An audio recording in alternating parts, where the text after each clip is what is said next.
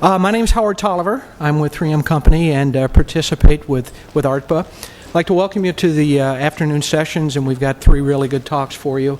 We're going to start off with a presentation on how to safely enter and exit work zones, and have the pleasure of introducing two folks from NIOSH, both Dave Fosbrook and Jennifer Lincoln, our research specialist, have a lot of history and background in this area. So why don't we just go ahead and welcome them, please.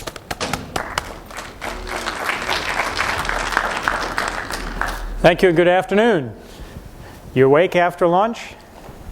Thank you for your interest in improving safety on both sides of the barrel. You've evidenced that just by being here and hurrying back after lunch. I wasn't sure how many people would get here this quickly after lunch, so I'm really pleased to see you all here.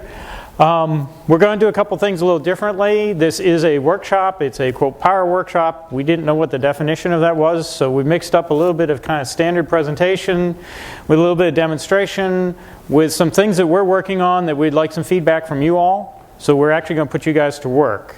Hope you don't mind a little work after lunch, but we're locking the doors and you're going to go back to work. First thing I want to know, well, let me tell you a little bit about me. I'm Dave Fosbrook with NIOSH Division of Safety Research, and I started getting involved in work zone safety back in the late 90s as we were doing a project developing some best practices for preventing workers from being run over by construction vehicles and equipment. This was something that was brought to NIOSH by the laborers back in 1997, 1998 as they were working on a federal highway grant to look at that issue. And things have kind of mushroomed, and I've kind of stuck in work zones ever since. Working with me on our presentation today is Jennifer Lincoln, who is also out of the NIOSH Division of Safety Research, and she has spent about 365 days over a 3-year period with me out walking the asphalt along paving operations as we're looking at doing some research involved in roadway construction. So that's a brief background on who we are. I really don't know who you are, so I have to ask. First of all, how many people here are in some way, whether it's on the DOT side or the contractor side or quality assurance side or whatever, actually are out in roadway work zones at some point during the year? Okay, that's a goodly number. I'm glad to see that. How many of you are represent, if you will, the contractor side? Okay, how many represent the DOT side? How many support work zone research in some other way, whether it be insurance company or consulting engineers, those sorts of things? So we have a lot of DOT representation and a little bit of contractor representation. How many of you think that we pay enough attention to and we really don't need to do anything different in terms of how we get in and out of work zones? Okay. How many of you have seen problems getting our equipment in and out of work zones? Okay, so that's kind of be the focus of the day. Already given you our background. This project, our research is looking at things that are inside the barrels. It's really dealing with the movement of construction equipment inside the work zone, what we heard this morning a little bit about internal traffic control plans. So what gives us some justification, come up here and talk to you all about access and egress issues related to work zones. Well, we spent 365 days getting ourselves in and out of work zones. This project was done in collaboration with our partners out of Pittsburgh, Pennsylvania and Spokane, Washington, but it really couldn't have been done without all those people you see in this big box over here on my left-hand side, your right. It's the workers, it's the state agencies, it's the contractors that allowed us the privilege of sharing time with them out on roadway construction sites that allowed us to conduct our research. And we wouldn't have gotten out there without the efforts of our partners, who you heard from many of them this morning, in terms of helping us to frame our research questions as well as getting us out on site. This just shows a little bit of the distribution of where we have been out on construction sites over the last 10 years or so. Just to give you a feel that we've looked at some fixed frame jobs, dump truck jobs in the eastern part of the country. We've looked at tandem belly dumps out in the western part of the country, and kind of a little bit of everything in between. I'm not bashful. I steal from anybody who's smarter than me, and so some of the information that you see in this presentation actually comes from the individuals that are listed here. And I point this out particularly because some of these people presented at last year's Work Zone Traffic Safety Control Conference, and if you go out to the transportation the Work Zone Information Clearinghouse. You can get those presentations, and there's some excellent information there that deals with access and egress as well. I have to say, as a federal employee, that what I tell you is my opinion, what Jennifer tells you is her opinion, and it is not an agency determination, nor if you see some photo or if we mention some name like Caterpillar or something that you recognize, it doesn't mean that we endorse them over anyone else. That being said, here's sort of an overview of what we're going to talk about today. I'll give you a bit of an overview about issues related to access and egress. What are some of our concerns? And Jennifer's going to talk a little bit about what's a traffic control plan versus an internal traffic control plan, which was one of the questions that came up out of this morning's sessions. And then really talk about what we need to do differently inside the work zone in these transition areas that are the access points for work zones. We're going to review the typical tools for getting ourselves in and getting ourselves out of work zones, and quite frankly, they're few and far between. Show you a few innovative examples, and then I'm going to talk about some guidelines that I'm involved in developing along with all of the partners that you saw earlier. And we want to get some feedback from you on some of those guidelines, and what are we missing, and what additional guidelines might we need. What are some good practices that you've seen that we may not have discussed? What are some things that maybe we put in the guidelines that you really don't think are worth being in there? So that'll be our session for the day. First question I have is, what is the most common method of entering and exiting work zones in the United States? I like to be interactive, which means if I throw a question up there, we could get 10 minutes of silence if no one's brave enough to give me an answer. So what is the most common way that we get into the workspace from the traffic space? Let's start there. Randomly. Through the barrels.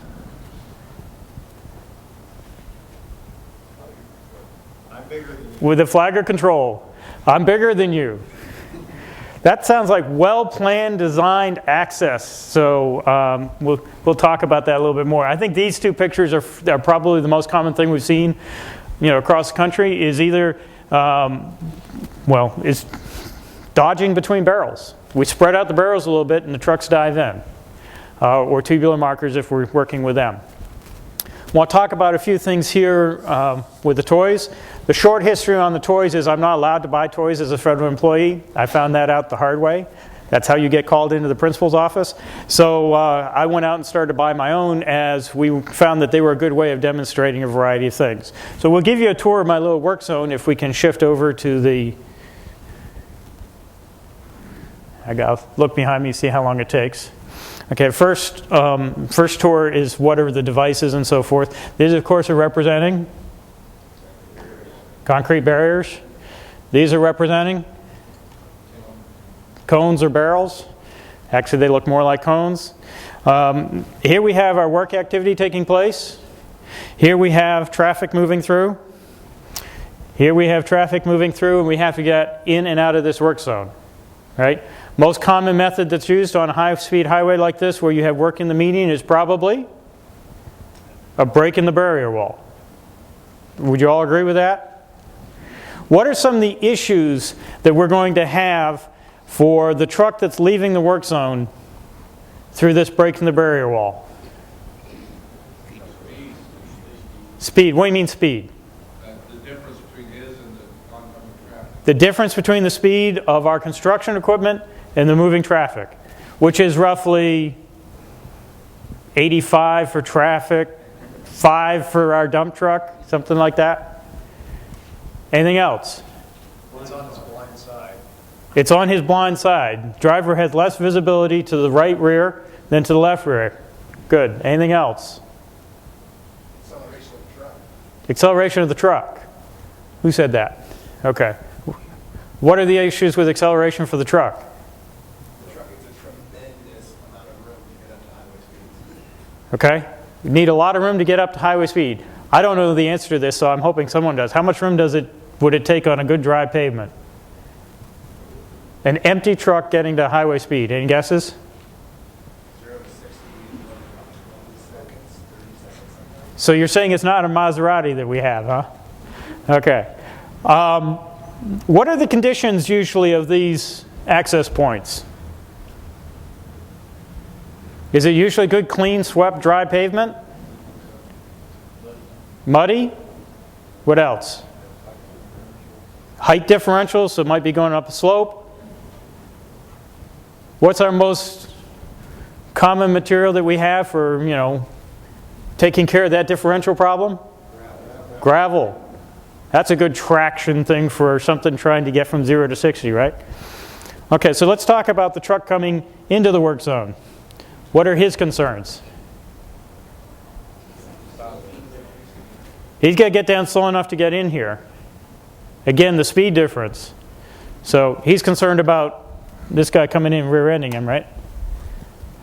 Actually, if it's small enough, maybe he's not concerned about it, but certainly the rest of us are. How much space do we need? How much of a break in the barrier wall do we need? Well, if we're looking at a highway, let's say we're talking 55 miles an hour.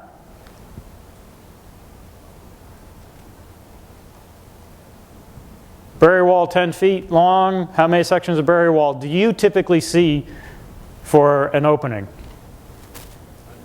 100 feet? 10 sections of wall maybe? Okay. Now trucks, how long? 25 feet? So you got maybe 4 truck lengths, and that's fairly typical. Something for us to think about. We can talk a little bit more about what are some solutions we can have to those problems, but I think I'll shift back.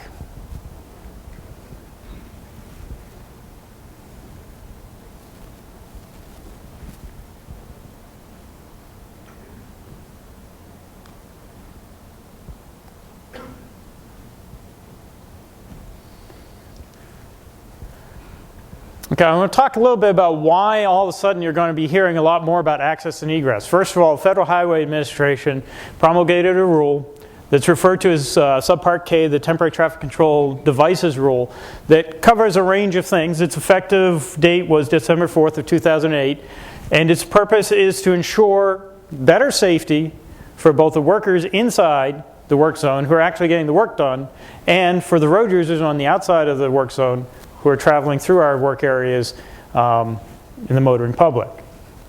This is the list of items that really are specified within that rule, and the one in yellow means that you're going to be hearing more about this. Personally, I think that's a good thing, because typically what happens is we lay out all our plans, we do our road construction process, get the design done, and then we start laying out the temporary traffic control, and then we start saying, oh yeah, we need to get in here. And you know what? We need to get in somewhere different tomorrow than we've been getting in for the whole last week, don't we? Because maybe something changed in our work zone that we can't use that access point anymore. And what happens if you didn't think about that? Well, you pick the next place where it might be easiest to open up the barrier wall, maybe, or maybe you go to the beginning of the project or you go to the end of the project. This is sort of the language that's used that says agencies should also address safe means for work vehicles and equipment to enter and exit traffic lanes and for delivery of construction materials to the workspace based on individual project characteristics and factors. So we're going to talk a little bit about what are some of the individual project characteristics and factors. This is a typical out of the Millennium Edition, sorry I haven't caught up to the newest one yet, of the MUTCD. And in this particular case, it's kind of for a crossover that allows the work to be done in the right-hand lanes. So you have your Type 3 barricade up there closing. You have your barrels that create your buffer space. So here's your Type 3 barricade. And then this is the transition area. And what do? We either come in through a hole in the barrels here, or we come in here and then weave around here and come down and weave around there. Those are kind of the two most common ways we do that. I'm not going to force you to change over here, but if you think about barrels being lined out and then we make an opening in the barrels and the traffic's coming through, is it any wonder that sometimes we wind up with a confused motorist in our work zone? Because they're barreling down a line and now there's a hole in the transition area. And if they don't feel like they have enough time to go anywhere else, where are they going to go? They're going to go into our work zone. So on the pictures you just saw there, Actually, let me back up, if I can do that. So in this case, we have a ramp coming up through, I don't know how, I want to see in the back of the room. Pardon me for a minute. I'll be back. Because a few key factors that we're going to be looking at. Well, first of all, they tell you that in your planning, you need to look at the project scope and duration, and you have to look at what's happening with the traffic. What you can get away with at slow speeds and low volumes is a lot different from what you can get away with at high speeds and high volumes. We need to start looking at the geometrics. We have been in work sites where we have seen an exit point where when you look back to where the traffic is coming from, between the vertical curve and the bridge, you don't see what's coming. So you need to take those factors into consideration. One of the things Jennifer's going to talk about a little bit more, so I'll just leave it at that she's going to talk about this, is thinking about what the driver sees when they come in. Some things that we want to do because they're easy for us in the construction side might not be so good for the motorists that are driving through the work zone. And we need to think about what is a motorist looking at when they come through our work zone. As well as how our internal activities affect the safety of our access and egress points. Project level factors. We've already mentioned acceleration, deceleration rates. Some of these things, actually, most of these things on this slide, we just talked about over here. Alignment constraints. How does the geometry of the site affect what our drivers can see and can't see? Both the motorists, when they're going through the work site, as well as our construction operators coming in and out. Time of day. Maybe we can reschedule where most of the deliveries come, not just in terms of night work, but maybe to avoid peak traffic periods. We may need some additional signage around our access and egress points to alert motorists as to what's going on and to make sure that our drivers know what's going on. Some of our safety concerns, again, we've really mentioned some of these up front, which is why I like the toys, is because we can cover a lot of material rather quickly, is having the motorists follow equipment into the workspace, having the motorists following too close, rear-end collisions, distracting the driver focus. Construction equipment serving in the traffic lane to get around a barricade. One of the things that what happens if you're coming into the work zone, we have a nice barrier wall hole right here. So what happens if I'm driving long and I'm about to dive into there and all of a sudden I have a bunch of equipment parked there? All of a sudden, as a truck driver who has a fully loaded asphalt truck, I have to make a quick decision. Am I going to squeeze through there safely? Am I going to be able to get in there? Or am I going to be swerving back into traffic? And what happens when there's a driver hot on my tail who thinks that I'm going into that spot? These are things that need to be accounted for. The problem from the traffic side is it's hard to get out into traffic. If you have a lot of traffic, you don't have gaps, they're moving fast, it's hard to get into traffic. We can't stop traffic, that doesn't work well. We have to worry about panic stops with our motorists. I mentioned the lack of acceleration, deceleration lanes, and one thing that I'm going to come back to is we throw our signage up there saying that trucks entering and leaving, right? It goes up on day 1 of the project minus 30 and stays up till day end of the project plus 75. That same sign is there every day saying trucks are coming and going. So is that really a useful sign to the motorist who's coming in and out? And maybe are there some innovative things we can do to make that sign useful? This is a job site that we were on. The work side of the barrels is on the left-hand side of the barrels. Okay? And the traffic side of the barrels is on the right-hand side of the barrels. Got that? So traffic was over here, somewhere over here, had to cross through the workspace on a ramp to go up the right-hand side of the ramp. Okay, feedback time. What are some concerns, safety concerns with this particular access point? Actually, it's an egress point, but first of all, the driver coming in has to decide which side of the barrels to go on, right? They're crossing through a hole in the barrel. So that's one. There's no stripe in here. There's no stripe across here to guide the motorist. All you have is the stripe in between the lane that's been paved and that hasn't. Do you think that this might shift? That the work zone side, or the worker side of the barrel might go over there and this be the traffic side? You do? Like when they pave the other lane? When they're paving over here? What do you think are going to be the changes in the traffic control devices when that shift takes place? I'm getting shaking heads. What is it going to be? Nothing, right? What else do we have? Let me have a raise of hands of the folks that come from the contractor community. I had more than one earlier. Where are the rest? Get them up nice and high so I know who to look towards. Okay.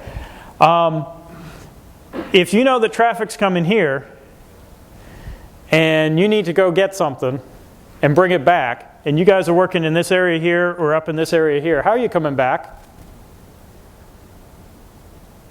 Need a contractor give me an answer. You're going to come over here and come back down this way? Probably. State agencies, have you seen that? Have your employees done that too? Okay, now here I am motoring through here, and all of a sudden I got a car coming right at me. Okay, I think I've belabored that point enough. So the concerns are the traffic crosses the work site on a ramp.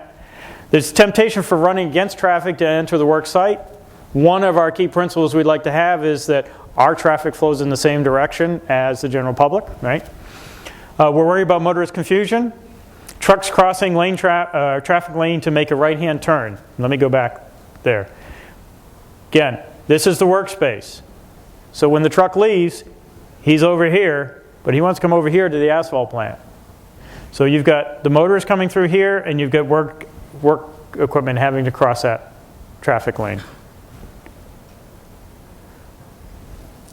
Oh. And I didn't realize I was still putting this slide together, but that really is probably not very adequate drop-off protection. You know, when the motorist is on that side of the barrel. This is another site. This is in Moorfield, West Virginia. It's a little bit easier for access and egress because you went down this like country road, dirt country road, to get onto the job site. Country road on the other end intersected with a state highway, stop sign, not a big deal. So why do I have this slide up here? Well, I need a transition slide. What our research had been focused on is work inside the work zone or internal traffic control plans. This shows the ramp that brought equipment into the job site. One of the things that we began looking at also is how the movement of our equipment equipment inside the job site, when they get around where the motoring public see them, meaning at our access and egress points, what do we have to do differently?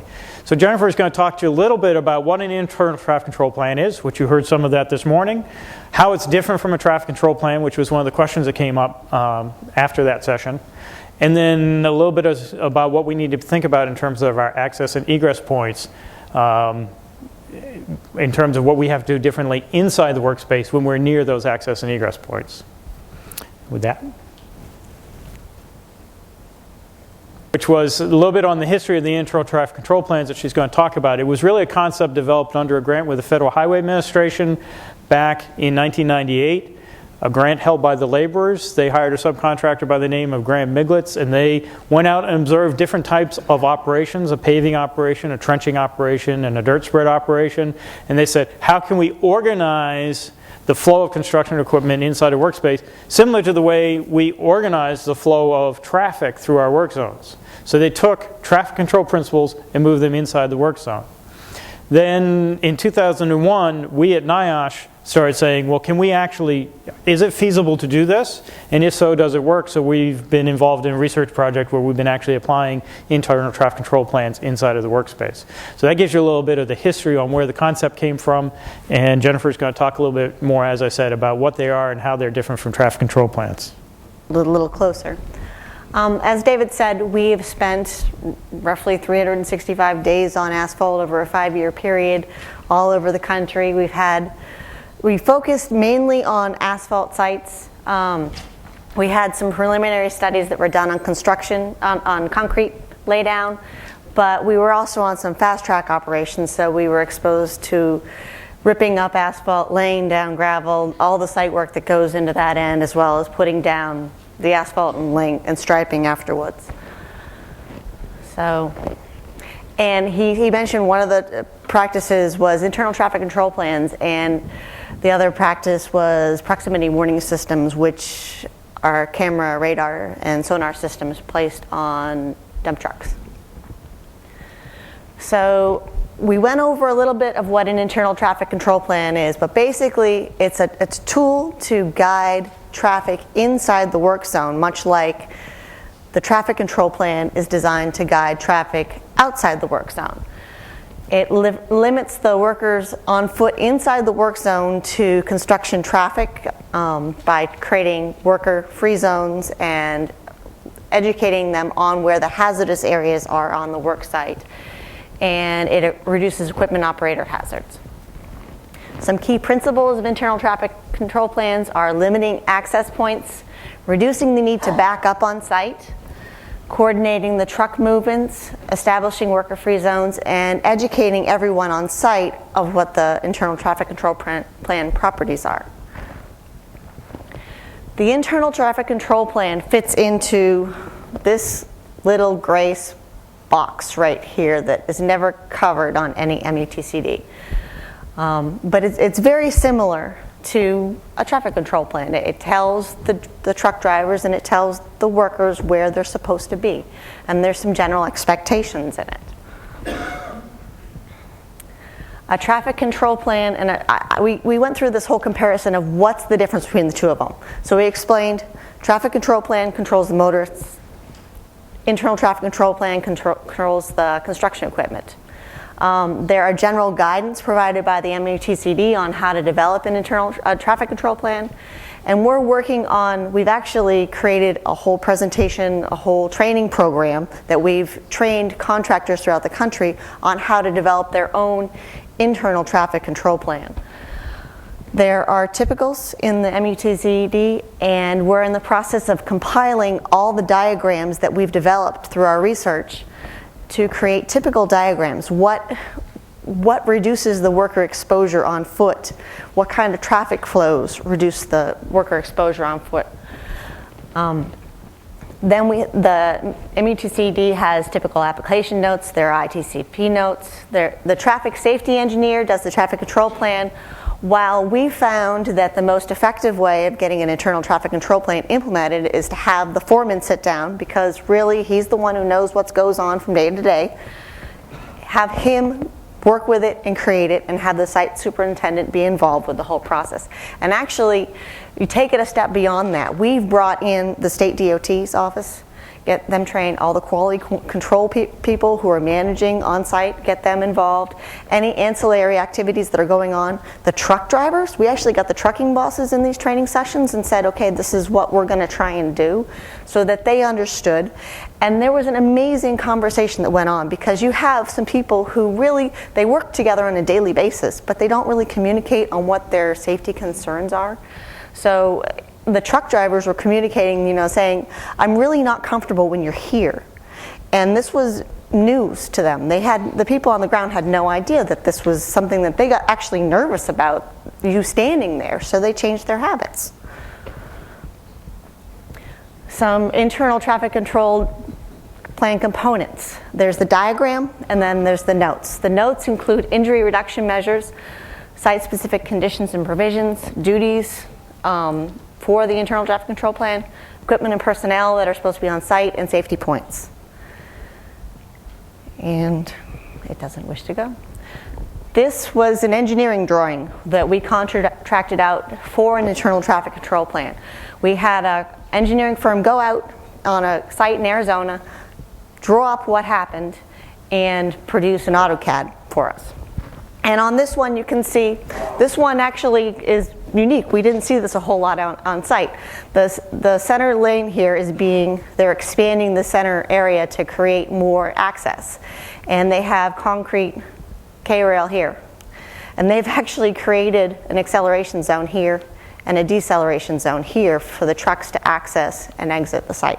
It's not a common application. It can't be done everywhere. We recognize that. But it's a nice tool. And you don't have to have an engineering firm do this. We created diagrams like this.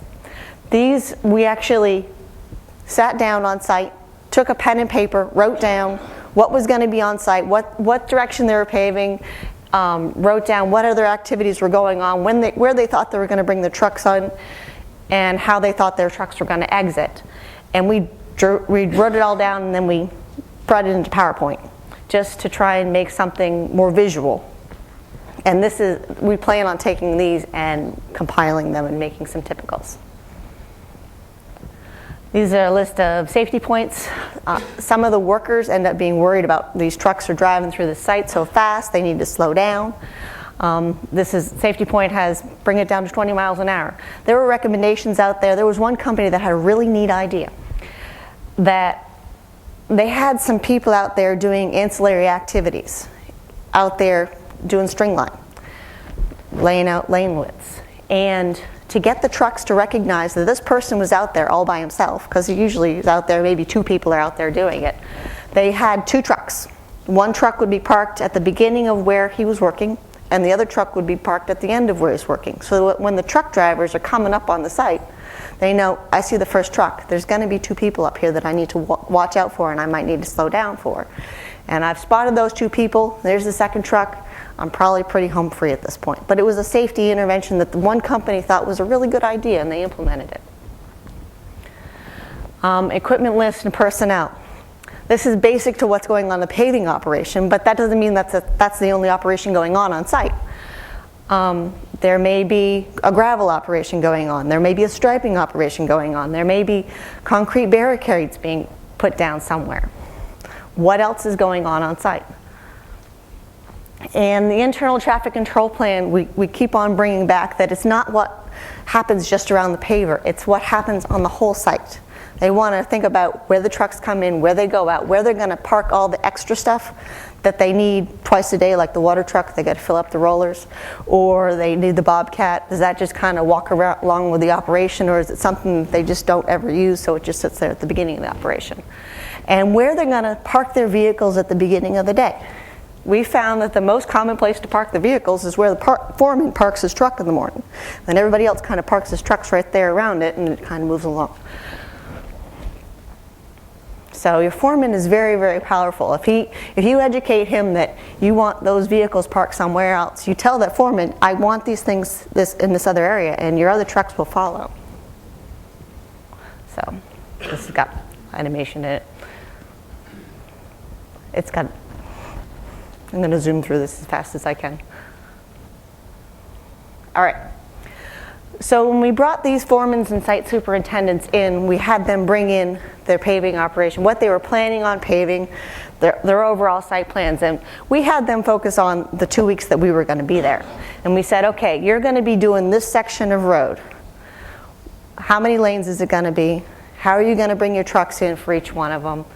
Where are your access points going to be? What other activities are going to be going on? So we sat down and we did that. The next thing that they should do is go through the site and visually identify what the hazards are. Are there power lines ahead? Indiana, and I'm sure some other states do it, have these signs that when you get up, you can see that there's a power line ahead, because they have a sign like 50 feet in front of it that says there's a power line up there. So when the trucks are approaching it and the people on the ground are approaching it, because you get working, you're going along and all, you completely forget that there's anything above you. And this is obviously the case in this one. That vest didn't just kind of magically get up there. So identify what the hazards are. They could be bridges, they could be whatever, but mark them out so everybody knows where they are. And then figure out where your flow is going to be, where you're going to put unused vehicles, where you can park vehicles that you use every once in a while. Should you park your foreman's truck in the middle and just leave it sit there until the asphalt truck shows up and starts honking his horn and you have to run over and move it? Where are you going to put all your vehicles? Actually, one neat idea that we thought through, we said, well, people tend to park over here. And we said, okay, that's a good place to park when there's 3 lanes. But then you get to think about it. You're making your trucks come in here. And we already said that their right-hand side is their blind side. So you're making your trucks drive right up against people who are standing here for screed, people who may be taking tickets, maybe raking, whatever. You're making them drive right up here. So why don't you instead maybe park your foreman's truck there on purpose? Then your truck traffic will have to come in over here, and you've got a little bit of a buffer space, and you don't have your workers and your trucks all squished in together. That's assuming you have 3 lanes. I know that's not necessarily true in all operations. And then think about where your vehicles are coming in, your trucks are coming in, and other things that may be coming in, like access ramps. What are you going to do when you come up to the fact that you need to pave through this operation? It's the middle of the day, and you have to go through here, and there's cars zooming in trying to get on the exit ramp. Do you need extra barrels? Because it was set up, it was planned that they were going to go through here. Should you put some extra barrels over here so that when they get to this point, they can shove the traffic this way, or they can pull the traffic back this way? And then what other activities are happening on site? The QC guy shows up on a regular basis. The safety guy may show up on a random basis, and he's not there that often.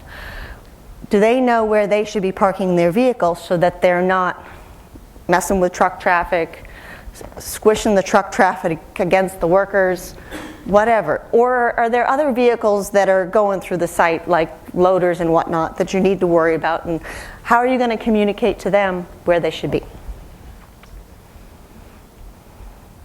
And then the inevitable. You get the phone call, plant's broken down, you have to figure out something else to do. These guys have got to work 8 hours. What are you going to do? Where are you going to have that phone call? Are you going to stand in the middle of operations, and you still have a dozen trucks that are coming in? So where are you going to have those little meetings that you have because stuff just doesn't work properly? Because I know from working with people that they get on the cell phone and they start talking and they're walking around in a circle and they're oblivious to what's going on. So, so have a cell phone policy. Make them sit in their vehicle while they're on their cell phone. Make them say, sorry, I'm on site, let me get to a safe place.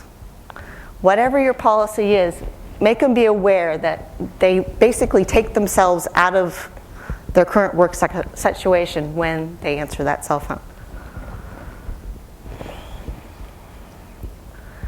Other equipment on site, your people get everybody gets really comfortable with that operator. He's an amazing operator. He works really well, really fast.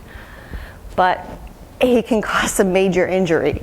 He can bust a leg, he can take someone out for quite a while. So you need to educate the people who are working around him to give the guy some space, because one little touch of those pedals and he's going to go one way or the other accidentally. And stay out of his blind areas. Maybe put them in that vehicle so that when they're around it, they'll recognize this guy can really only see right here. He can't see behind him, he can't see the sides because there's too much metal in the way. So the only real safe place to be is somewhere up in the front. And it's very touchy. It zooms very quickly. Other activities that are going on site. You have a general idea of when your concrete's going to come in.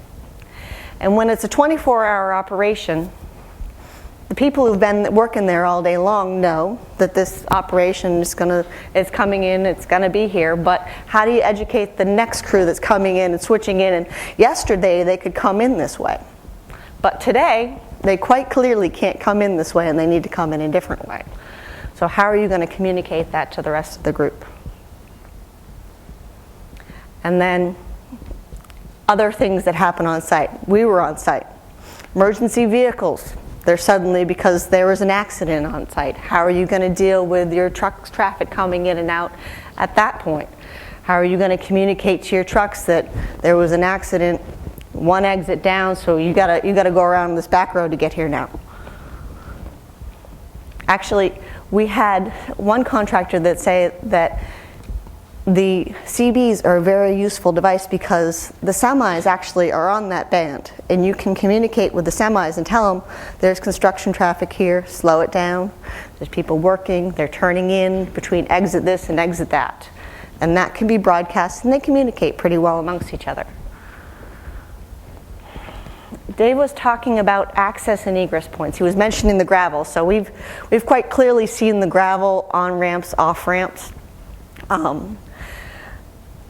And he said we basically have to go from 0 to 65 or whatever it is, because it's always the fast lane. It's never the slow lane that you're trying to get into.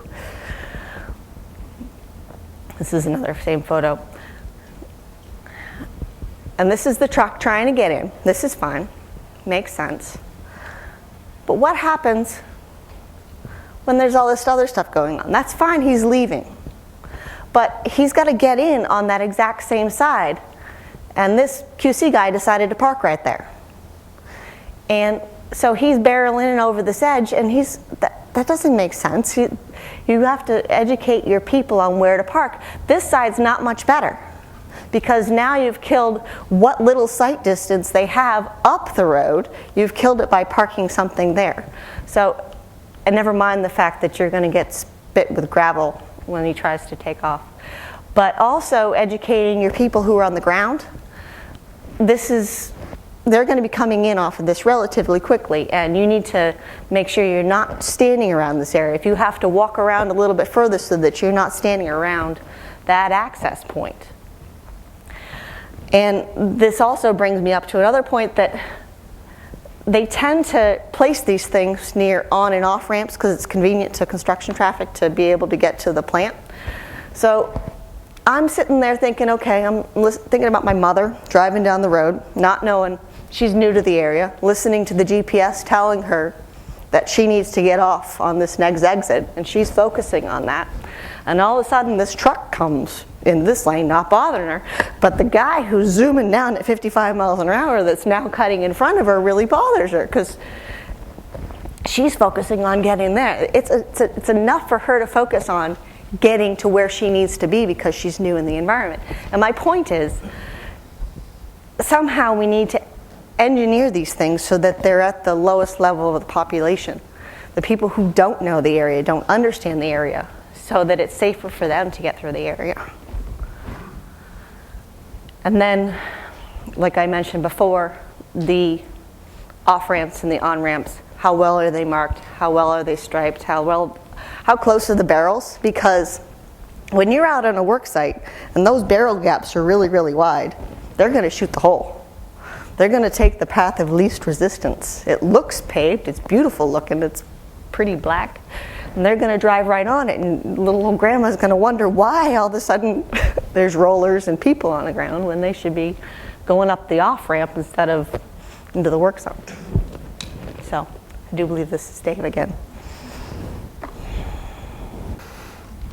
2 o'clock tomorrow morning.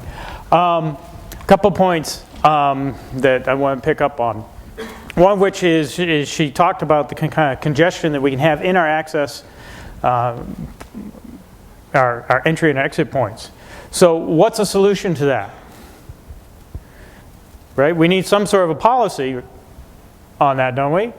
Not necessarily a law or something, but as a contractor or state agency, the workers that are out there, we need to be cognizant of our truck traffic that have to dive into our work zone.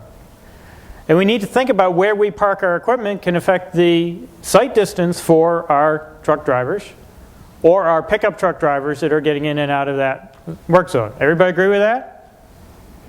So maybe 300 feet on either side, we don't park anything at all?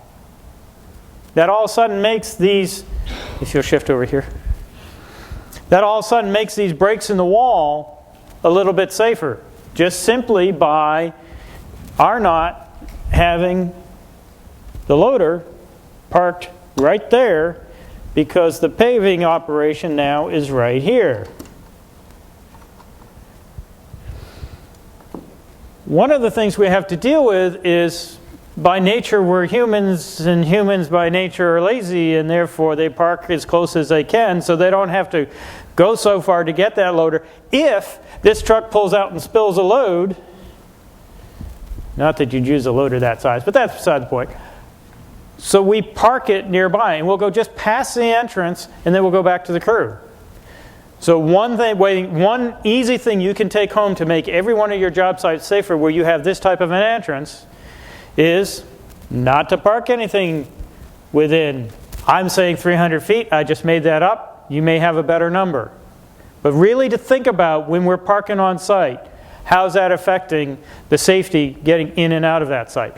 One of the things about one of the job sites that we were on that was really frustrating was everybody on site complained about how dangerous it was.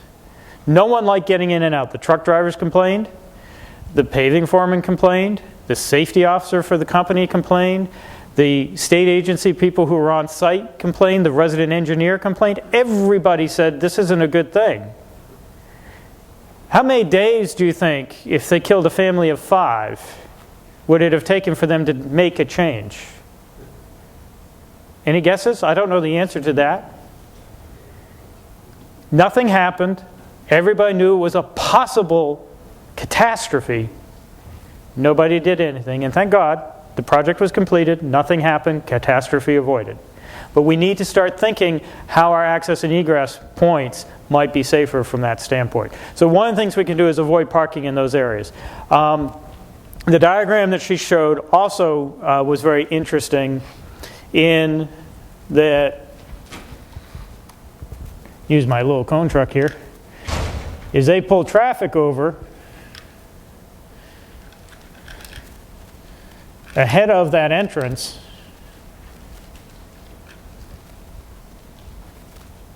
One nice thing about using models is it takes long enough for the point to sink in.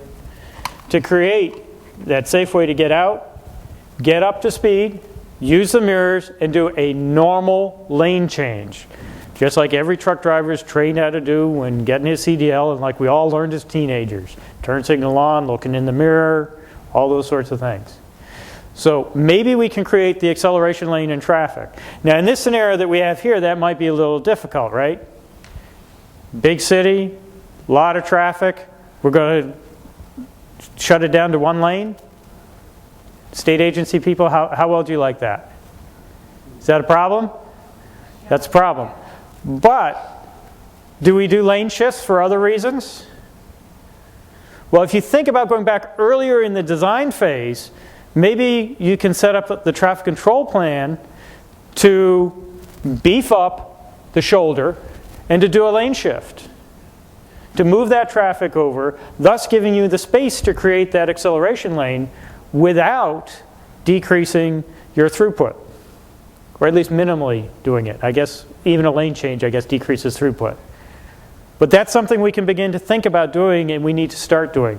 Can we do that when we're paving tomorrow and the wall's already up? I got one person who's awake. We can't. We really have to move it further back in the process. State agency folks, please raise your hand. First of all, if you're familiar with the training that the people that develop traffic control plans have. If you're familiar with that, raise your hand nice and high so I can see, so I know who I'm looking at. Okay, is this something that they would typically be trained on? That one of the concerns of that traffic control plan is to make a special accommodation for an access point? All right, so if you all could take that back to your agencies, that would be useful. Now, if I as a contractor see this, what do I have to do? What if I wanted to do this, beef up this outside lane and do all this? What are the problems? Well, we have added material. That means added cost. Right? We have added exposure because we have to set up a whole separate traffic control plan and have a separate operation to beef up that shoulder. So that's going to cost more? So wouldn't it be nice if this was part of the pre-bid planning? Is this even a thought in pre-bid planning? Please tell me I'm wrong because I don't think it is, but we don't tend to think of these things that early. That's correct. Typically, at least in my state, we don't typically consider that early because of the federal language and how we incorporate it in policy. Still may not be happening as much as we'd like. But we're moving in that direction. We've come a long ways. And so one of the things that we all need to go back is figure out what are some other out-of-the-box ideas we can start thinking about to try to get some of those things done. And we're hoping to put some of those in the guidance.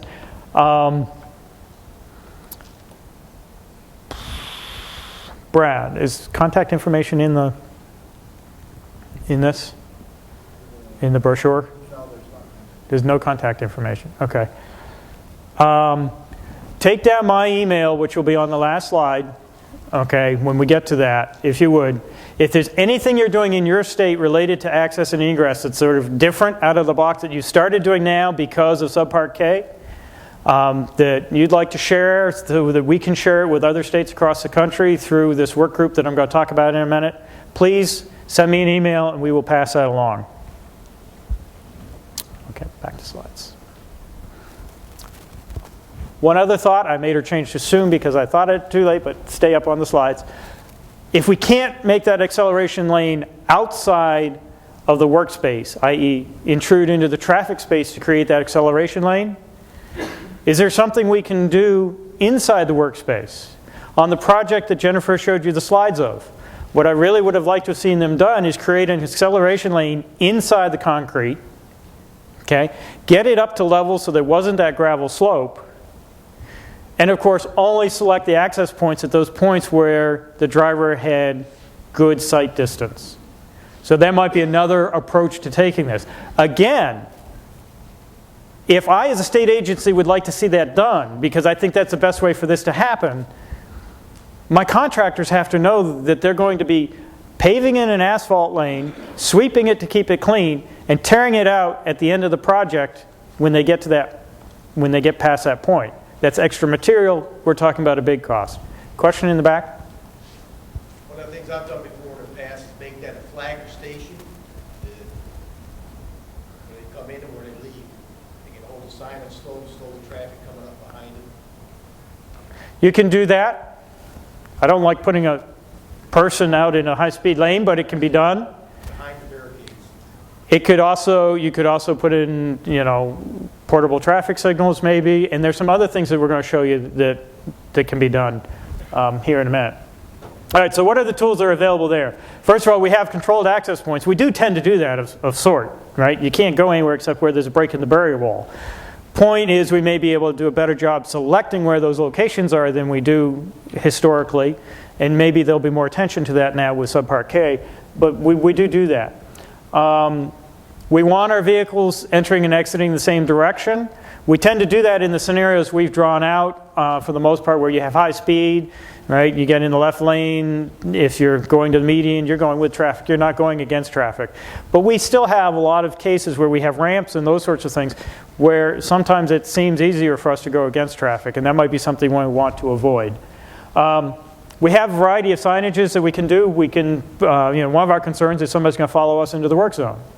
So, across the country, there are a variety of signs that put on the back of the trucks that say, construction vehicle, do not follow, those sorts of things.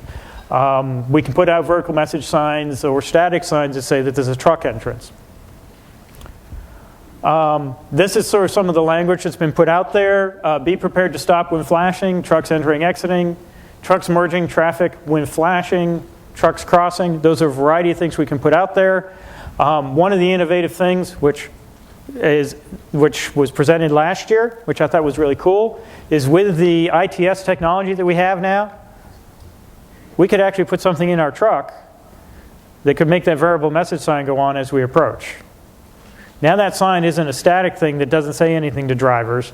I didn't see it the last 3 days. It was just a blank sign. But now this time I'm driving through, it's got the message coming across and flashing that says trucks entering, slow down. Because it's been activated by a truck, now I'm going to be conditioned because I see a truck entering, I see the sign, starts to slow down, truck enters, and when the truck leaves, it's no longer there. And that's what this is. And in other circumstances, you can activate portable traffic signals the same way. I thought that was pretty cool. On the innovative design level, you've got the design build ramp that was done out in North Carolina. Is that right?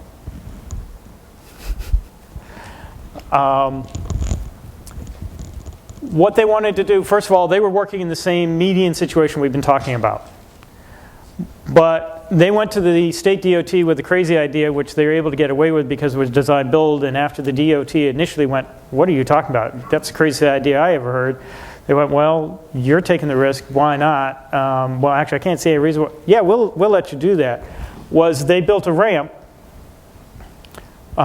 Here's the overpass. The median's in here. They're working on the inside on the lane on the southbound lane over here and the northbound lane here. And they built an earthen ramp up to the middle of the bridge. And then they got access to the site through that bridge. What that did for them is they're getting in and out of the job site on local traffic controlled by a stoplight. Now, they still had brakes and barrier walls to get in. None of their trucks went out through a barrier wall. But on the distant end of the project, they did use brakes and the barrier wall to get in. What part of the process does that have to happen in? This is a design-build project. What are some of the things that they had to consider? Again, I'm making you work again. If I'm now going to build this earthen ramp up to this bridge, what are the things I have to consider? Moving the earth. Obviously, this was a project where they were moving enough earth that they needed to. Okay, what's the first thing I could do with a bridge? To drive a truck off the side of it. I got rail that I have to deal with. All right, what else have I got to do? I need some engineers here. Need to strengthen it, maybe? So there was some shoring that was put in up against that bridge. Do I want that shoring actually touching that bridge? No, because what's that going to do? That's going to put a side load. So I can't side load that bridge. So that's what they did, is they put in temporary shoring that provided the support for the ramp, but didn't transfer that load over to the bridge. Point is, there are a bunch of design things that have to be considered early on in the process of doing this. So again, this can't be done, halfway through the project.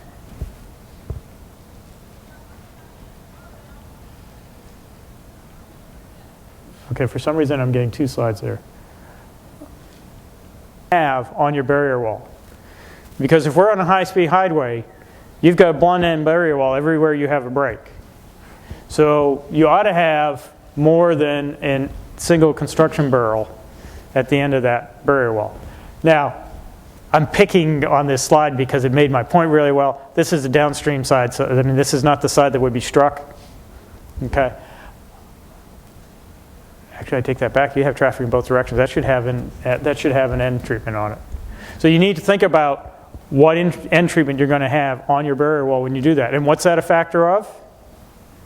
What are the two things that really determine what your end treatment is going to be?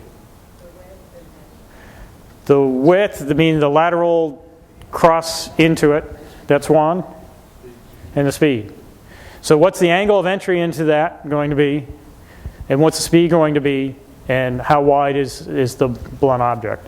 So those are three factors that you need to decide and build that in ahead of time. That means you need to know what speed's going to be. Okay, as I mentioned, we've been working on developing some guidelines for access and egress. There's a group putting together a guidance document. I put together a series of slides for this. And they're dull and boring because they're nothing but bullets that list what the recommended practices are. So you don't need to see those. What I want is I'm going to briefly go through a few of them. And then I want to spend a couple minutes getting feedback at what are some issues that ought to be in a guidance document for state agencies or for contractors that are looking at improving their access and egress. First of all, we develop guidelines for the planning stage, the design stage, and the construction stage. You can see we have more at the construction stage than the planning stage. I think that's a deficiency in the guidelines right now because I'd like to see more being done earlier. So with that being said, under planning, the first recommended practice is, of course, we need to anticipate those access and egress points that are going to cause us the most problem. And during the planning phase, we need to ensure adequate right-of-way is secured and obstacles are identified to allow for safe vehicle operations. I think that's pretty simple. We need to think early enough about having enough space to get vehicles in and out. The second one is that we should observe and record site conditions and traffic patterns to predict and plan for heavy traffic, rush hour, and accident-prone areas. We need to consider road speeds, ADT, and other factors. And then finally, ensure there is adequate space for acceleration and deceleration of construction vehicles to mitigate traffic hazards. Questions there? So in the design phase, we're going to look at making sure we have enough space to get in and out, and that we have enough space to speed up and slow down the vehicles coming in and out. Is there anything else we ought to throw out there in the design phase? Now, this is where you have to look at me for 10 minutes if I don't get a single response. Who's involved in designing? So you got the elevation change, type of, like you said, paving, type of So material. trying to limit or limit or eliminate the elevation change between the workspace and the traffic space at access egress points. Are you writing that down, Brad? That's a good one. And then the type of surface that they'll be accelerating and decelerating. Okay, ensure good, this is a research, good cohesive surface. Temporary paving. Right. So make sure that you have a good surface for vehicles that are accelerating. Okay, let's move to the, that was in the planning. In the design phase, recommended practice number 1 is access into and out of the workspace should be planned and integrated into the temporary traffic control plan, which gets back to what I said is, can we do this if we don't do it early enough? Needs to take into account the site stopping distance tables. Second one is construction access openings in temporary traffic barriers shall be planned per state and or federal requirements. Channelization and delineation devices used in conjunction with the barrier should be planned in a manner that doesn't create site distance problem for equipment operators and motorists. So the point is, we don't want to be creating more problems by what we do. And one of the things that Jennifer pointed out is when you know that you're going to be doing work somewhere where you're interacting with traffic, you might need to have a stockpile nearby of your temporary traffic control devices so that you can get through that piece of operation by giving better guidance to the driver. The more confusing it is for the driver, the more guidance you need to give them. Third one is access egress conditions may be improved by lowering the speed limit when work is active. Again, that's back in the design phase. You may want to be limiting traffic. One of the things on that particular job site that I keep harping on that was interesting was because it was in a city area, they moved all the trucks to the high-speed lane, right by all the access points. Recommendation 4 is traffic spotters, or the flagging it. And the last one is before construction begins, communicate to all partnering agencies that are going to be using it. Make sure everybody knows where those access points are. So develop a communications plan ahead of time. Okay, so in this stage, are we missing any?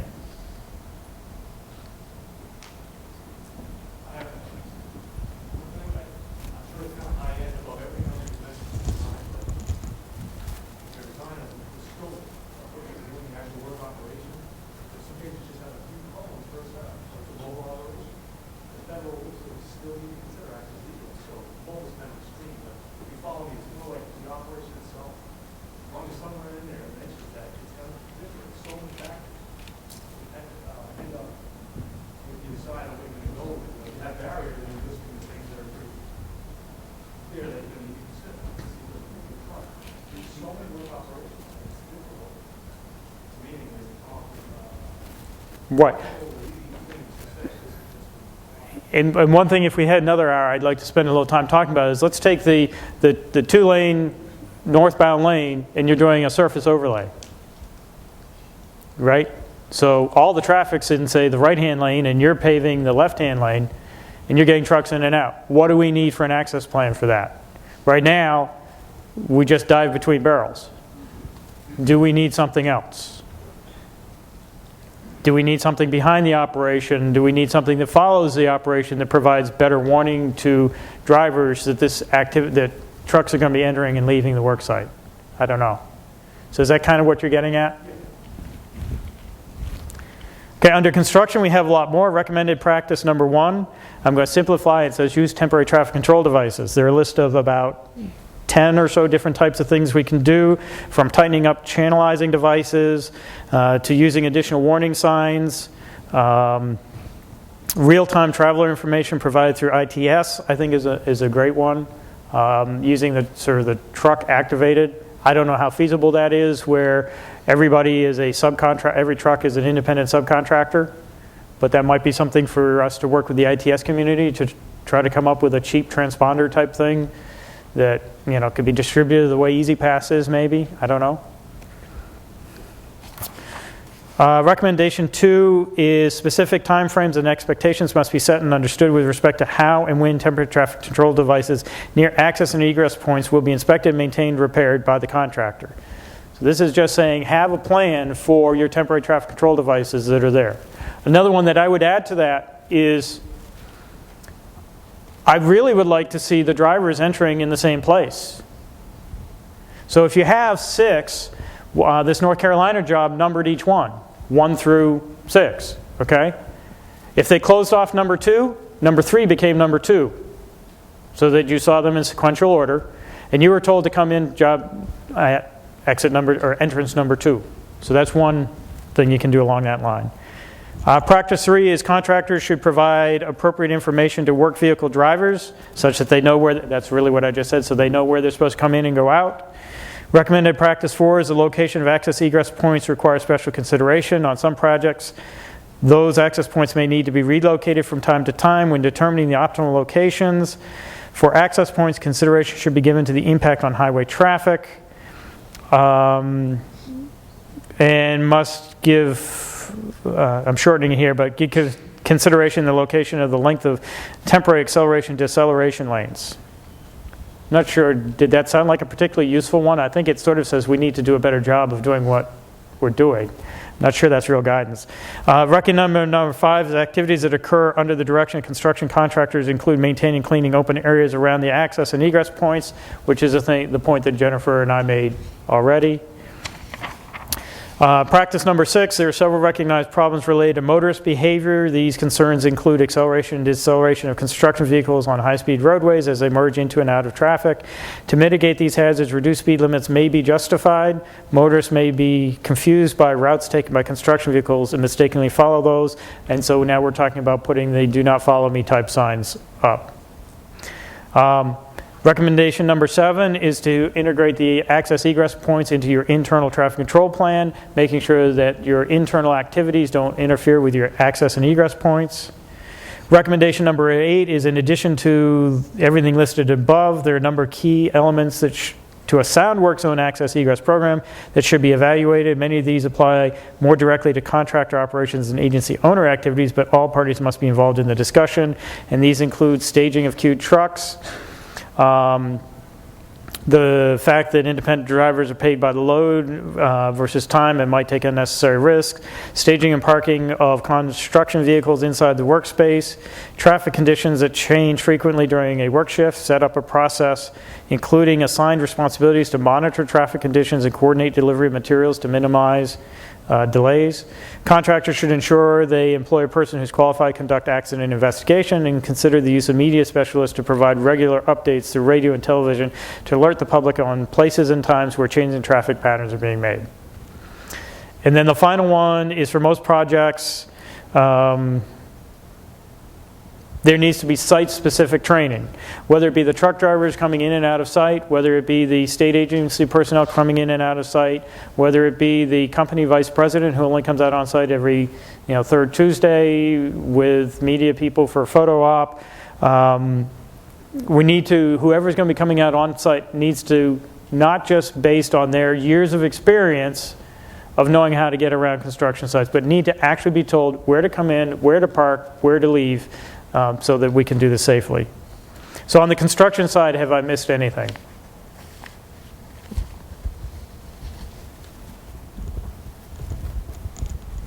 Again, you can look at me for the next 10 minutes or you can give me an answer. There must be something we missed. Erosion control. Erosion control in and around access points? Access points. Okay. Daily updates of the conditions.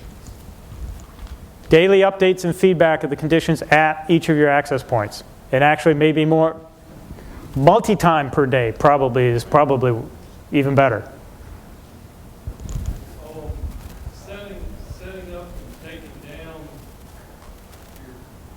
your heavier, like the K-rail and stuff. You have temporary, take temporary safety measures while you're bringing in the So access and egress to the temporary traffic control deployment operation. Right. That's a tough one. I like that. Say that again. Really, the access and egress to the deployment of K-Rail. I don't know what that means later, but I mean, when we put out our traffic control devices, that's a work operation in and of itself. And we are delivering, in the case of K-Rail, we're delivering the concrete barrier wall, 6 segments per truck. And we're going for however many miles, and it takes how many days to do that. And that's an exposure in and of itself. So maybe at least getting a barrel line out there is better than nothing in terms of providing space for that activity to take place. True? Is that kind of where you're going? Right. Anywhere trucks, things like that, you could use, yeah. Might work, maybe lightning. For night work, maybe get a lightning. Okay, improve the lighting. Actually, I think that is in one of the guidance. Thank you. Improve the lighting around your access and egress points for nighttime operations. Consider that to be the same level of lighting. Tell me if I'm disagree with me, if you will. I'm kind of putting words in your mouth, but consider the level of lighting needed at access and egress points to be the same as the activity area around the paver. Okay. I appreciate the feedback, and we will pass some of that along. The only other thing I want to do, if I'm where I put it, is I promised you an email. Yeah, you can also give me business cards with a note written on the back of it as well. Not sure how well it shows up. It's D. Fosbrook, Fosbroke, @cdc.gov. And I believe with that, we've used up our time. Educated, like what to do when they see a situation like that? The obvious answer is no. I'm trying to think of, so Why are we so responsible for both sides of the barrier when driving is a privilege? Ain't public responsible for being stupid or? but let me shift that a little bit in terms of what we can do in terms of putting guidance out for accessing egress, which is, one of the things that we probably have not put any effort into is really educating the public on access and egress points. We kind of leave it up to one sign on the side of the road that says trucks entering and slowing. But, in the railroad, we're dealing with it. In the railroad industry, you deal with railroad crossings and the number of people that are killed in railroad crossings. And one of the things the public doesn't really understand is that it takes 1.5 miles to take a fully loaded coal train to come to a stop. So stopping's not an option. Well, there are some similar physics kinds of things that are associated with our getting dump trucks in and out of workspaces, that maybe that's worth a public campaign to make people understand. Well, driving is a privilege. I mean, you got to be responsible because it's all the contractors now, and how are you supposed to make money? I'm going to steal this. We've done a really good job of explaining that they should slow down for workers. This is one of my personal opinions. That we haven't really focused on the fact that the driver should slow down for themselves too, because they're exposing it's a different environment. They don't know what to expect, so they should be slowing down just for their own safety's sake so they can make it home, not just because there's workers there. And we've done a really good job of trying to get everybody to slow down because there's work activity going on, but we haven't necessarily conveyed that it's dangerous for them to be driving through this and they should slow down just because they want to make it home. And I believe the only one that I've seen is one that ARPA was involved with, was a training program for new drivers as part of driver's ed that actually taught what orange and black means and what happens in work zones and what different signs mean and all those sorts of things. I don't know if there are others, but we might want to revisit that issue. All that information's on the Okay, so the last point is I did steal from a couple presentations that I really was hoping to steal the actual slides for, so I wouldn't have so many bullets there at the end, and I wasn't able to do that, so I'm going to point you to the clearinghouse. Look under research, presentations, work zone conferences, pick up last year's conference, and the access egress presentations last year were very, very good. So you may get some other good material from there.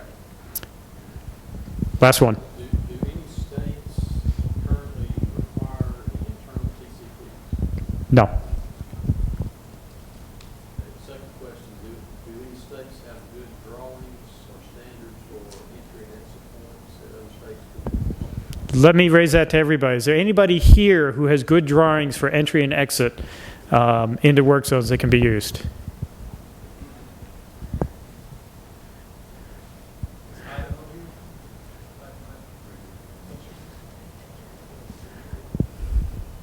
What we will do is we will pose that question through ASHTO, who works in partnership with us on several activities. And I'm not sure how you get a simple question like that out to the masses, but through the clearinghouse we'll find a way to do that.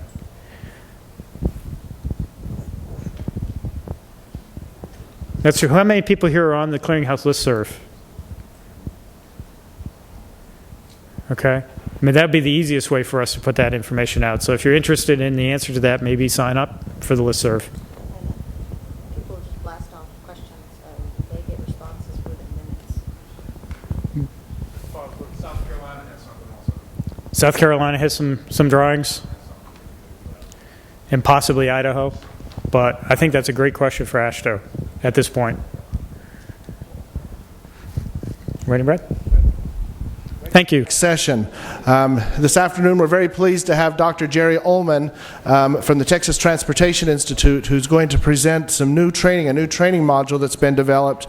You're kind of the pilot test group for this on work zone speed limits and how to adjust those speeds in work zones. Jerry also chairs the TRB Work Zone Committee, and so has a lot of experience in this field. As I mentioned earlier, has been our partner since the onset in the clearinghouse. So we're very lucky to have Jerry here with us, and we'll turn the time over to him. Thanks, Brad. Glad to get a chance to, it's my first trip to Cincinnati. Enjoying it despite the cold weather. Hopefully all are too. As Brett said, this is a sort of our rollout of a module that we've been working on for quite a while, probably since the onset of the safety grant program. We went through a survey initially through ASHTO, asking y'all about the issues and areas that guidance is really that you're looking for, and speed limit setting, speed management in work zones. It came up very consistently across the country. So we've been working, to put together both some guidance information that will soon be out available on the clearinghouse and elsewhere, as well as a module that we're putting together. I don't know if Brad mentioned a second CD as part of the safety grant program. That this and several other modules will be coming out. That'll be a companion to the roadway safety CD that you got today. As we went through this, I don't know that there is a topic that is more contentious, more polarizing than this whole issue of speed limits and speed management in work zones, depending on whether, and I saw earlier we did a show of hands, whether you're the folks that are out on the pavement in the work zones. You have a very different perspective about speed limits, how fast that people should be going, want them to be going, versus if you're the folks that are in the office and you're taking the calls from the irate public about speed limits and tickets, and the politicians are calling you complaining about inappropriate speed limits and those kinds of things. So I think one way to show that is we do have everybody got one of the neat little buttons here. We have a bit of a pretest to kind of assess perceptions here, and if I'm right, which it could very well be that I'm not, I think you will see quite a bit of range in terms of how people perceive this issue, and we'll get to talk about some of the things that go into this topic and some of our recommendations coming forward. So we'll go ahead and start. We'll go down to start our questions. We have 4 simple questions here. I want to get y'all's opinion here. How likely is it, in your opinion, that motorists will voluntarily slow down in work zones, going through a work zone, what your experiences are. So if you want to go ahead and kind of send up a vote here, and we'll see kind of where we fall on this. Everywhere from number 1 is very likely, and then number 4 is very unlikely, and obviously number 5 was the I don't know. So yeah, 56. That's probably most of the people that are here yet. Let's go ahead and a few more yet. Okay, I think that's probably good enough. Let's see where we stand in terms of our distribution here. Yeah, that's kind of what I thought. The majority of opinions in the profession are that motorists don't slow down, as we all say. It's very unlikely that you get them to slow down. Although I see a few of you that do say that they're somewhat likely or very likely. So a bit of a distribution here that I would at least suggest that we're on the right track as far as kind of what we were thinking with this module. Okay, now the next question is do you think that posting a lower work zone speed limit will significantly reduce speeds in the work zone? Again, 1 being very likely, 4 being very unlikely, or 5 as an I don't know. So if you want to go ahead and start voting. I suspect this may not have quite the distribution of responses that my earlier one did, but let's take a look at that. 58. That sounds like 63. We got more opinions on this one. 4. This is very cool. I like doing this. Good job, Ron. Beth. All right. 64. I guess we'll stop there. And y'all, as a group, interesting. See what I'm saying? We on some of the other modules we had a lot of agreement. We're all over the board on this one. So yeah, and I would say probably everybody's right. In certain instances, you're going to get a very unlikely. Other instances, maybe more likely. So very cool. All right. Next question: how likely it is that a reduced speed limit left in place when it is not needed will lose its credibility? Again, same type of responses. This one shouldn't take us as long. Not that any of the other ones have either, but that might be just a little bit of a leading question. I'm not getting any hints, giving any hints away, but all right, 65. Yeah, alrighty. Let's go ahead and okay. That's good. We all have gotten enough of the sort of the information over time, and have heard it enough that in your opinion, most everybody agrees that if you put a speed limit up, a reduced speed limit up when it's not needed, that's the big key there, that loses its credibility. So the big question will be, obviously, as we'll talk about, well, what does that mean? What is it needed and when is it not needed? Finally, how likely is it that you care whether or not if a reduced speed limit or work zone speed limit is covered, changed, or removed when it's not needed? So, as part of, and I guess when I might say care, is it something that you normally take a major effort or go out of your way to deal with, take the time to react to that kind of thing. So we'll start the polling there. And as you can tell, it's my first time going through this with the interactive, so I'm a little bit clumsy with it, but bear with me. I think we're getting some good feedback here. I think it's been very, very useful.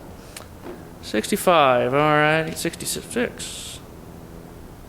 Okay, let's look at this. Interesting, another wide distribution. Very likely being our number one response, but as you can see, we see quite a few of the other. The majority of the folks are either somewhat likely, somewhat unlikely, or very unlikely to deal with that particular situation. So, very, very interesting. Next question. Saving data, excellent. All right, so that as a precursor kind of opens up or leads you into what we want to talk about in this module for the next few minutes, looking at this issue of speed limit, speed management. Do I want to? Yes. Yes, I do. Yes, in all cases. Save. US.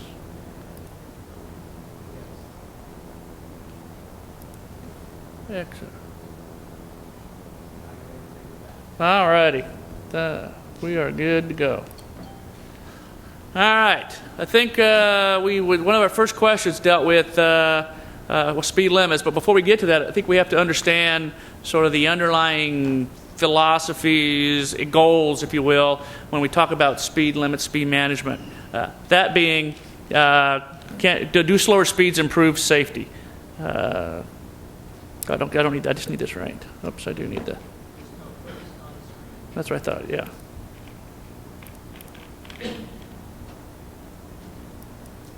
Come on, it's not going. There we go. All right. The answer to the question is obviously yes. I mean, in some cases, we can think about it in common sense principles when you talk about speed and its relationship to safety. When you're traveling faster, you have less time to react. Or conversely, if you can slow people down, or people do slow down, gives them more time to react. Gives them shortens the stopping distance it's going to take them to once they do react and decide they have to make a response. That longer time, that shorter distance gives motorists more time and a higher probability of being able to escape. And ultimately, the slower speeds, your ability to control your vehicle is improved. So ultimately, all these things play into the idea that yes, we can. Theoretically, if we get slower speeds through our work zones, we are ultimately improving safety. We have an interesting example here that we have to kind of highlight this.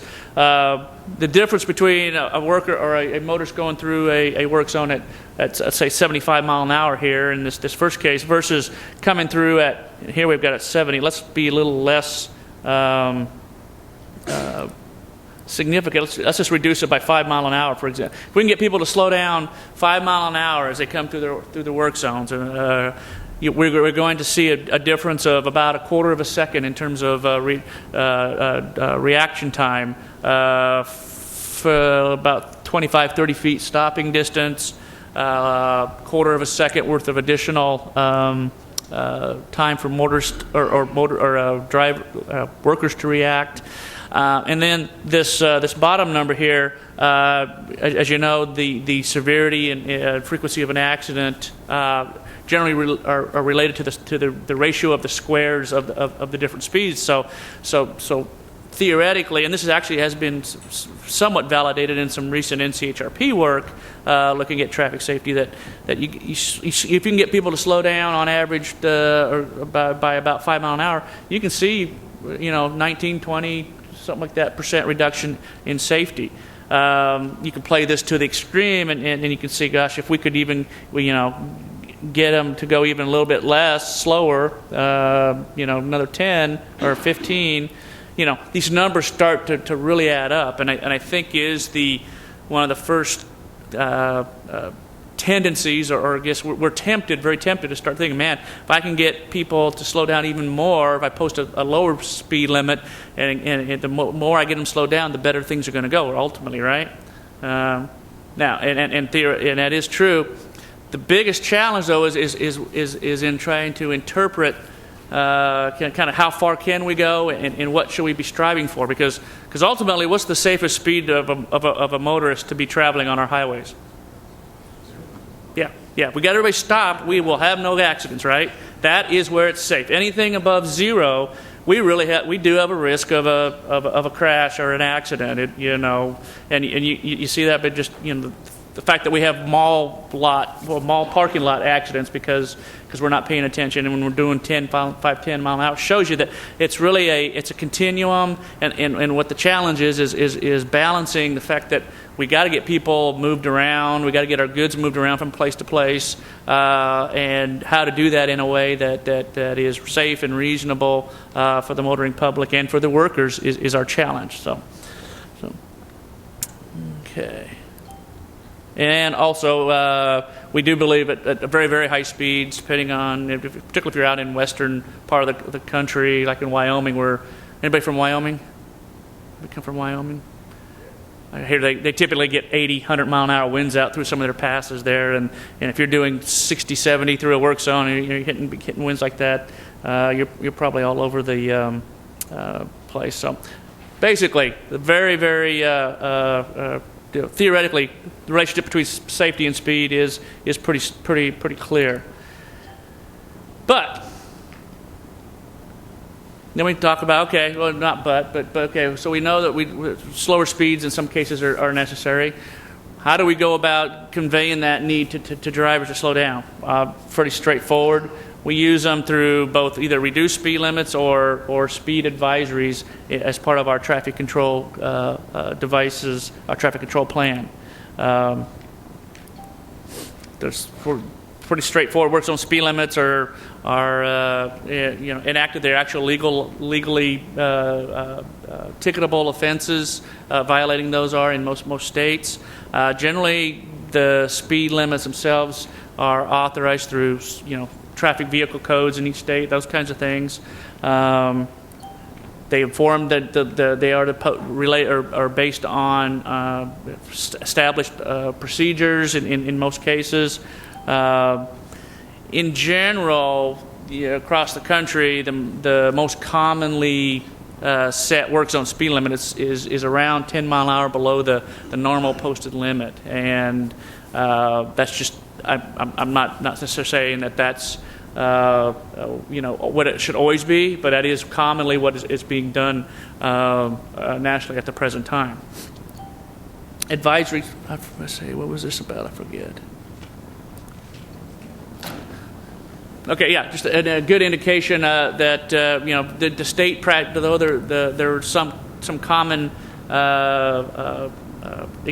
consistencies across the states, there are quite a bit of differences as well, and depending on whether you're talking what the speed limits are, how they're going to be set, what the numbers are to be set at. Some states there is a very specific speed in the state law. It says in work zones the speed limit will be this, irrespective of what the conditions are. Other ones are for certain conditions or certain types of work zones, the speed limit will be set this way. Other locations, the state DOT is allowed to make those determinations. There's a lot of variability across the country in terms of how the laws are established with respect to setting speed limits in work zones. In conjunction with the work zone speed limits that generally have to go through a process whereby they become legal regulatory signed and enforced that way, advisory speed plaques are generally established on the basis of DOT policies and procedures. We actually have the plaque, advisory speed plaque, as a supplement to warning signs that are used, as part of your traffic control sign. Here's the latest or the 2009 language that pertains to that. Again, very, very something y'all are very familiar with, that kind of thing. The big thing is that these are generally used as a warning. That's why they're orange. That's why they're being used in conjunction with a warning device. It's the intent's to give a driver information as opposed to establishing a legal threshold that can be used for enforcement. That doesn't mean necessarily, that a advisory speed plaque can't be enforced. I've heard the arguments, depending on what state I go to. Yeah, well, we that if it's an advisory speed, we can't issue citations. I do know of a few states that have had enforcement activity based on advisory speed plaques. It being in conjunction or being cited as a failure to observe a warning sign type of a citation. I think it's a little. I think the enforcement folks tell us it's a little harder to get those to stick, and so I don't know that every state and every enforcement agency within a state is equally willing to do that. But the idea that there's no way to use the 45 or try to enforce it is somewhat not a totally correct statement. So. matter below warning signs. Our goal, obviously, is we want to identify speeds and have the speed limits, identify the speed that's safe and reasonable for conditions. And then we tell the drivers this is what is intended to be a safe and reasonable speed so that they can adjust their speeds appropriately or drive through the work zone as safely as possible. Okay, we were talking a little about speeds. When are they needed? Our recommendations, and I think this is, again, philosophically not inconsistent with what most of y'all are probably doing, we want to use them when they'll improve workers' motorist safety. If there's no benefit to putting them up from that standpoint, then really having them out there doesn't make a whole lot of sense. Obviously, workers next to open lanes or open travel lanes without positive protection, one of the most I guess hazardous situations, both from a motor or from a worker standpoint, but when you think about also when we're running with the different pieces of equipment like Dave and Jennifer were showing, if they're right next to the travel lane and a slightly errant or somebody not paying attention, when they hit those pieces of equipment, the results are equally catastrophic. So when they're working right next to traffic, without positive protection, it's a safer situation for both workers and the motorists if we can get them to slow down. We a lot of times in our design, particularly our construction projects where we've got to do some temporary detours, crossovers, those kinds of things, we use a design speed that in order to fit the temporary alignment in, maybe requires people to a little bit more sharper turns, a little bit more tighter spaces. Those kind of things can equally be a location where we may need speeds to be lower than what they normally would be in those situations. Conversely, if we're in a work zone where we're on normal alignment, all we've done is maybe put a barrier out, at the edge of the inner shoulder while working in the median. We've taken care of all of our access issues that we were talking about in the previous presentation, and we just are pretty much, other than that sign at the beginning indicating that this is a work zone situation right now, that may be not a location that's very necessarily indicative of something that needs to be posted at a slower speed limit. Let's see, where's it at? There it is. Another instance may be where when we were working there, we had people in equipment right next to the travel lane, and we did need the speed limits to be reduced so that safety was improved.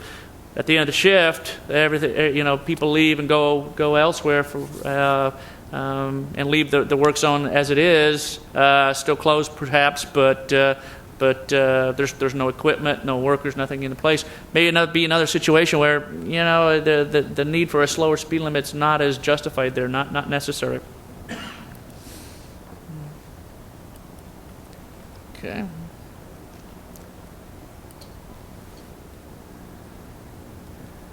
All right, so it comes down to the issues is deciding, because a lot of these situations that we're referring to are temporary in nature. They're not there 24/7 throughout the project. The question becomes, gosh, is it better to keep the reduced speed limits or the advisories there all the time, or move them at the end of the shift? Basically, and I think I've just answered this question, is if the restrictions that are in place are presenting a hazard, are going to be there after you leave. At this example here, the one on the left, if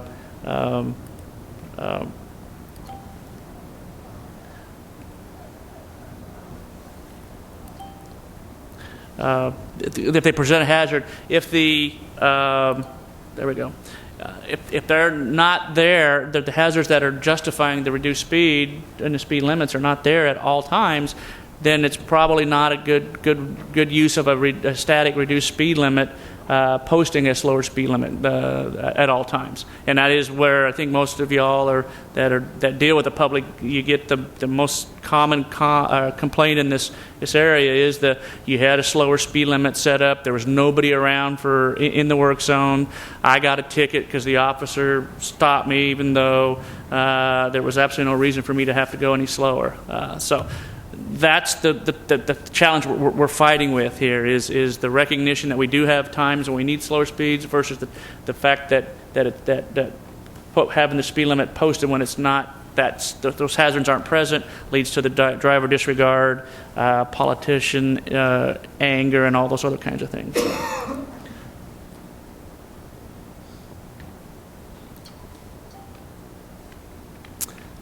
Okay, well, what that would suggest then is, given that we do have a lot of times when our conditions change, can we go? Are there things we can do to maybe do a better job of setting or posting our speed limits that are more in line with reduced when they're necessary, not reduced when there's nothing going on, and generally most states do allow this, or at least a good proportion of state policies and state regulations do make allowances that don't lock an agency into a static speed limit that can't be changed in response to changing conditions. Some states, it's a little more difficult. I think Texas is one example where the way that the traffic regulations or the traffic laws are written, you don't have a whole lot of flexibility, but you have a little bit. Other states have quite a bit more. What becomes challenges? Okay, that's great. If we can move or change speed limits and post them when we need them and not have them when we don't. That's great, but how do you go about doing it? What are the physical capabilities? Certainly, in a lot of our work zones, our speed limit signs, even work zone ones, are required to be 7 foot tall. Most of us, especially me, there's no way I could get close to 7 foot, to try to cover them like this example here. So one of the challenges we have is look for how can we go about making it more conducive, capable of adjusting our speed limits. Once we've gotten approval and we know how we're going to do this, the physical technologies of doing so. We have other options. Some states, this is I think the Illinois example, where they allow the law allows that posting of a sign with a flashing beacon on it to indicate that that's the speed limit when it's flashing. Very, very similar to a school zone type of an indication. Other state traffic laws don't allow this, so it depends on what state, what your law says. But one example of a way to do this. In other locations, being allowed to use the very temporary shorter mounting height work zone speed limit signs that get set up as part of the temporary traffic control for a short duration or short term work zone setup is a way that can do it. I know of some states that have reduced speed limit signs intermixed as part of their traffic control plan standards, and it just gets inserted between one or a couple of the advanced warning signs as called out by the MTCD, and is how they do it. The third example, you're seeing a couple of deployments across the country where they've used these actual variable speed limit technologies. Generally involved, or you see them most commonly discussed as part of ITS, where we're trying to do a dynamically variable speed limit, which a lot of states don't have that authority to do, but this kind of technology can be simply used and turned off. It doesn't have to be tied to a traffic responsive real-time system. It can be same kind of technology can be used to flip a switch, turn it on, turn it off, change it based on user input as well within your work zone. So all those are possible. As I had indicated, that what is appropriate, what's allowable does depend state by state based on existing policies, laws, those kinds of things. So.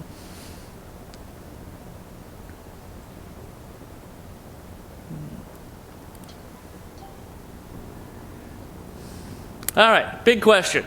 Now, we did initial polling. We got a fairly strong opinion that drivers don't necessarily slow down in work zones. And I think, certainly if you are one of those that sit in the work zone, there's nothing scarier than having that vehicle go, feels like they're doing 90s. They go right by your side there, or the truck. It's particularly, and it really does feel like, man, nobody slows down. In fact, it may very well be they accelerate as they see that work zone to go through it, and just doing it just to scare you.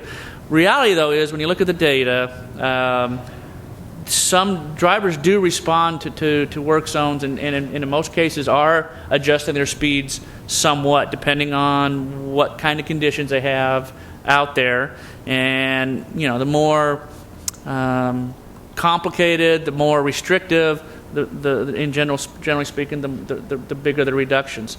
The challenge is that it just doesn't feel to us in the field that it's enough, and that it's really is a reduction. So they generally, you'll see if you're out on the road, and you're in a situation like this where you've got one lane closed off, people are milling about, you've got equipment parked in the closed lane, that kind of a thing.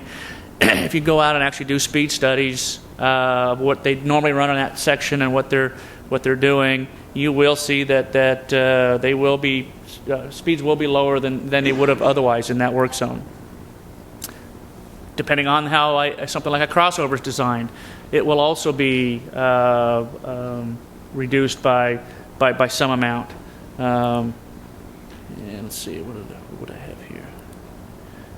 No, that was just those. Okay.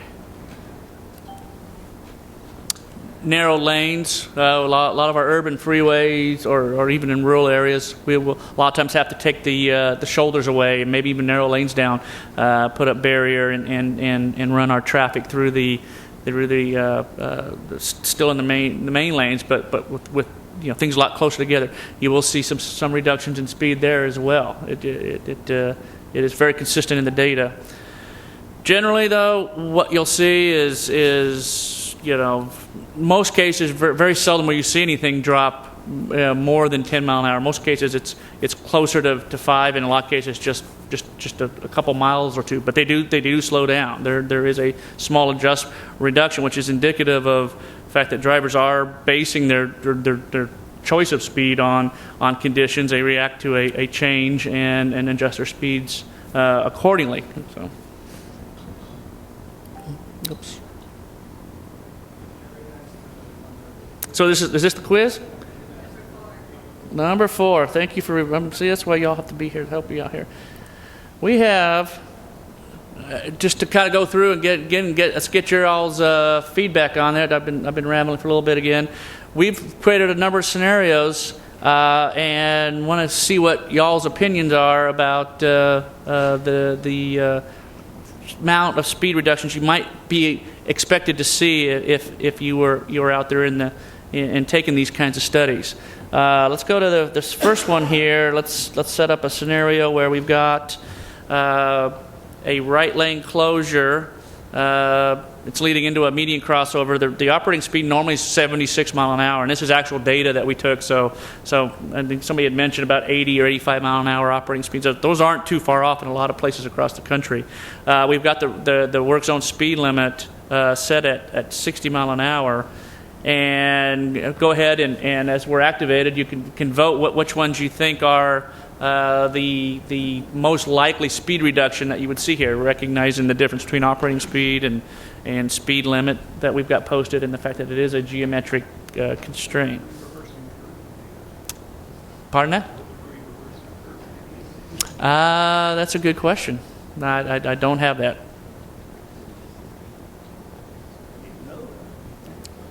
That would make a difference in your opinion?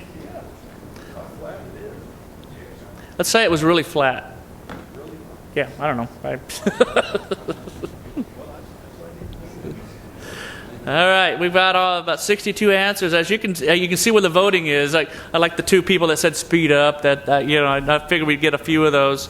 If you go to the the responses here, and let's say most people are saying about 5 to 10.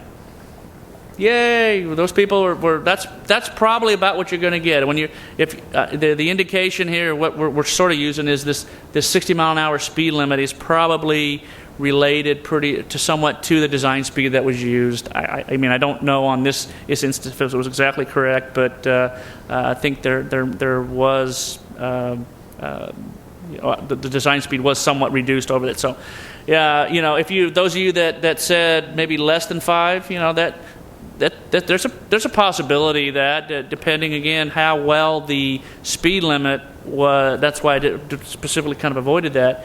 Not every state sets their speed limits relative to their design speed the same way, and there are instances, and we do have data where we had this kind of a scenario and we didn't get any more than a 4 mile an hour reduction in speed because the curve really was easily traversable at nearly the normal operating speed. So we only got 4, but in generally, you can generally expect maybe 5 to 10 kind of thing. So very good. And then when I say that, let's try this one where we've got the lane closure one I was talking to you about. This is one where people do complain a lot. I'm out on the road, right? All I got is barrels or cones out, and it feels like they go blowing by you at speeding up as well. So why don't you all go ahead and vote what you all think is how much people would slow down. Let's say it's in more of an urban area, suburban. It's 65 mile an hour operating speed, and they posted this as a work zone with a 55 mile an hour speed limit.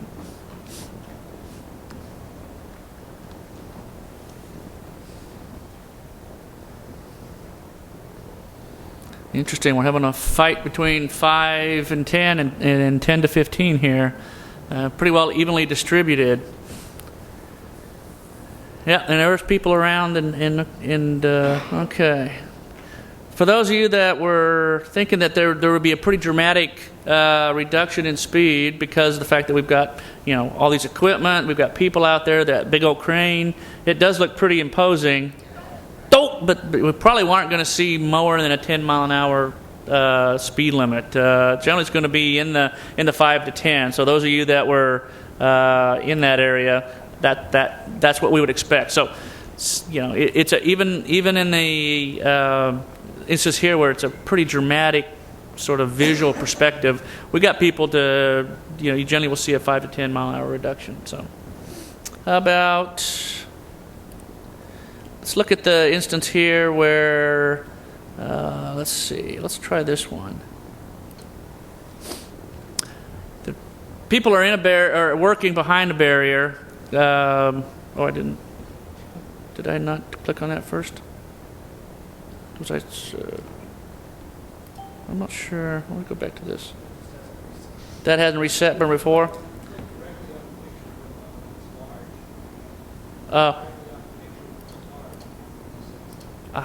There we go. That was okay.